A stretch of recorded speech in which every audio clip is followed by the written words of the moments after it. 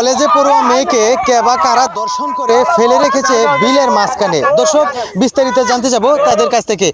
এইদিকে নিয়ে আসেন, এইদিকে নিয়ে আসেন, এইদিকে নিয়ে আসেন। আহারে, এদিকে আসেন, এদিকে আসেন, এদিকে আসেন, এদিকে আসেন, এদিকে আসেন, এদিকে আসেন। শুয়ে দেন, শুয়ে দেন, শুয়ে দেন। আচ্ছা আচ্ছা, আপু মূলত ঘটনাটা কি জানেন? আসলে তো আমি তেমন কিছু বুঝতে পারতাছি না। এই মেয়েটা তো স্কুলে পড়ে, কিন্তু এখন তো হঠাৎ করে দেখতেছে এই মেয়েটা লাশ ভাসতেছে। আমরা তো মনে করছি কান্না কা লাশ ভাসতেছে। পরে আমরা পুলিশে খবর দিছি। এখন সামনে যে উল্টা দেখি যে মেয়ে এই খেলা, এই মেয়েটা আমাকে প্রতিবেশী। তো দর্শক, আসলে এটি একটি হৃদয় বিদারক ঘটনা। আর যে ঘটনাটি মানে আমার উপস্থাপনা করতে হিমশিম খাচ্ছি বা আমার কোনো মধ্যে কথা আসছে না, এরকম একটি ঘটনা ঘটে গেল এখানে। তো এখন একটু কথা বলার চেষ্টা করব মায়ের কাছে। ও খালা, খালা, খালা, খালা, খালা, ওনার কি হয়েছিল বিলের মাঝখানে কেন? বাবা রে, আমার মুখে মেয়ে কলেজে পড়ে, আজকে দুদিন ধরে পাই না আমি। দুদিন ধরে পাই না, আমি এটা বুঝাইতে জীবনে তুই জানিতে নি। ওখান থেকে আমার দিয়ে আমার দিকে তাকাও। দর্শক, আসলে আমরা যতটুকু বুঝতে পারলাম মায়ের কাছে যে 2 থেকে 3 দিন ধরে এই মেয়েটাকে খুঁজে পাওয়া যাচ্ছে না, কিন্তু আজকে মৃত অবস্থায় পানির মধ্যে, তাও বিলে পাওয়া গেছে। তো এখন একটু চলে যাবো আরেকজন প্রতিবেশী আছে ওনার কাছে। তো ভাই, আসলে মূলত কারা এই ঘটনাটা ঘটাইতে পারে বা কি হয়েছে বলতে পারবে? কে ঘটনা ঘটাচ্ছে এটা তো আমরা তো আর বলতে পারবো না। আমি তো দেখে আইলাম যে এখানে হয়েছে, আমি দৌড়ে আইলাম, আসলে যে ধরে আমি উপরে তুলে আনলাম। এখন আরো অনেক আমাদের গ্রামবাসী আছে, তাদের কাছে শোনেন। তো দর্শক, একজনের কাছে তো শুনতে পাইলাম, কিন্তু চলে যাবো আরো একজনের কাছে। ভাই, একটু এদিকে আগে আসেন। দেখুন, আসলে এটা একটা হৃদয় বিদারক ঘটনা। অবশ্যই কে বা কারা করতে পারে আপনার কি মনে হয়? আমাদের এই বিলটা তো এত অগভীর না যে মেয়েটা সাঁতার না জানার কারণে পানিতে ডুবে মারা যাবে। এটা আমার মনে হয় একটা হত্যা, হয়তো তার সাথে অনৈতিক কাজ করছে, সেটা বাঁচার জন্য তাকে হত্যা করছে। এটা আসলে পুলিশের কাছে যাওয়ার পরে এটা ময়না তদন্তের মাধ্যমে বোঝা যাবে আসলে এই মেয়েটার সাথে কি হয়েছে। তো দর্শক, প্রতিবেশীর কথা তো অনেকটাই শুনতে পেলাম। এখন চলে যাবো একটু। আপনার কি সন্দেহ হয় এরকম ঘটনা? আমার কারণে সন্দেহ হয় না। আমি যদি মায়ের সঙ্গে আমি কলেজে যাইতাম, আমার এই কাম হইতো না।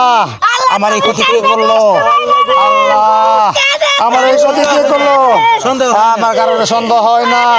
আমি কেমনে কমো, আমি দেখি নাই। তো দর্শক, আসলে এখনো সঠিক তদন্ত করে বোঝা যায়নি যে কে বা কারা এই ঘটনাটি ঘটেছে। তবে এটা আইনের হাতে তুলে দেওয়া হবে, তখনই বোঝা যাবে আসলে কে বা কারা এটা করেছে, তাও ময়না তদন্তের মাধ্যমে। তো দর্শক, আসলে আমরা এই ভিডিওটা তৈরি করার কারণ ছিল যে কিছু কিছু ঘটনা এরকম ঘটে থাকে যে আসলে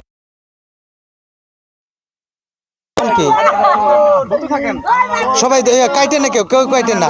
তো আসলে ময়না তদন্তের মাধ্যমে কিন্তু খতিয়ে দেখা হবে যে আসলে ঘটনাটা কে করছে।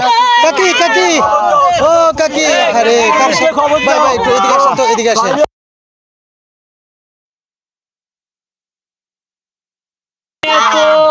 খুব ভালো একটা মেয়ে, এরা যে কামটা করলো, এই সর্বনাশটা করলো, এরা তো সাংবাদিক মানুষ ভাই, এটা প্রচার করেন, এটা সুষ্ঠু ইয়া করেন, তদন্ত করিয়া এই মেয়ের একটা বিচার করেন ভাই। এরকম একটা ঘটনা যে ঘটবি, এটা আমি আশ্চর্য হয়ে যাচ্ছি। এখানে তো পানি বেশি না, যে পানি যদি 1 থাপা হতো তা না, এই পানি তো 1 হাঁটু। আর এই পানির ভিতরে সে কেমনে মারা যাবে? এটা হয়তো বা কলেজে যাইতে খুব ভালো একটা মেয়ে, পরিবার তারপরে মনে হয় পানিতে ফলাইছে। আপনি কি আমি আর খালা তো বই না, আমার খালা খালু আমরা 2 দিন ধরে খুঁজে পাই না। খালা কয় একটু বিলের ওই দিকে যা, দেখতো কি হয়। আমি আর খালু আইয়া দেখি একটা কাপড়ের মধ্যে পড়ে রয়েছে। খালুকে নাম তো দেখি, যাইয়া দেয় আমার খালতো বোনের লাশ। তখন আমাকে মাথা ঘুরে গেছে ভাই, অনেক অবস্থায় আছি, কি করা যায় আপনি আমাকে বুদ্ধি পরামর্শ দেন। আমার খালতো বোন তো আর পাই নাই, কিন্তু লাশটা পাইছি ভাই।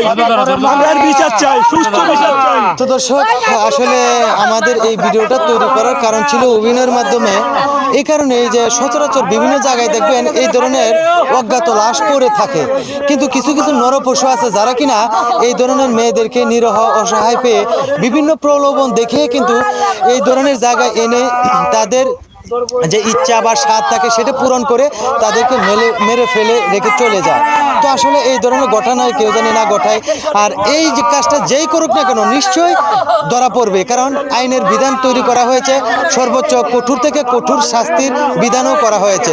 কেউ এই ধরনের বিচার থেকে বাঁচতে পারবে না বা আইনের হাত থেকে কেউ রক্ষা হতে পারবে না।